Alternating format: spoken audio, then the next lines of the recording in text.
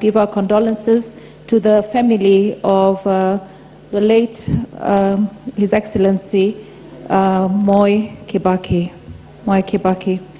I want to quote Ellen G. White in her book Education. The greatest want of the world is the want of men. Men who will not be bought or sold, men who in their innermost souls are true and honest, men who do not fear to call wrong by its right name, men whose conscience is as true to duty as the needle to the pole, men who will stand for the right though the heavens fall. End of quote. We are privileged as Kenyans to have had a president who had these virtues.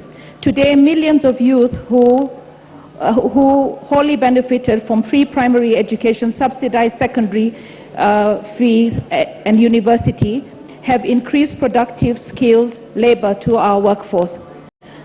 The Honorable President, His Excellency Mwai Kibaki, made Kenyans believe the perception of governance changed during his tenure. Introduction of CDF, infrastructure. It's key to note that every time Kibaki partnered with Raila, Kenya experienced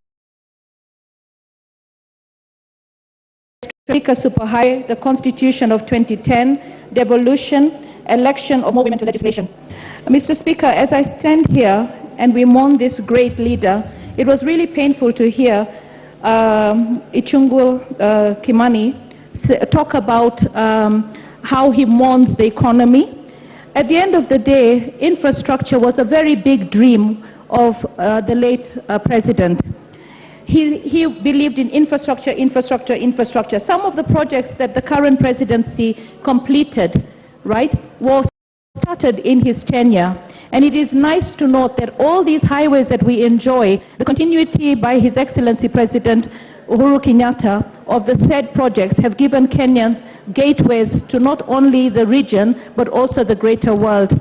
Let us celebrate that which is good, and let us thank the Almighty God for His mercies, as we know that the President was ailing, and now he has rested. My condolences to the entire family and my gratitude to the entire Nairobi County for coming out in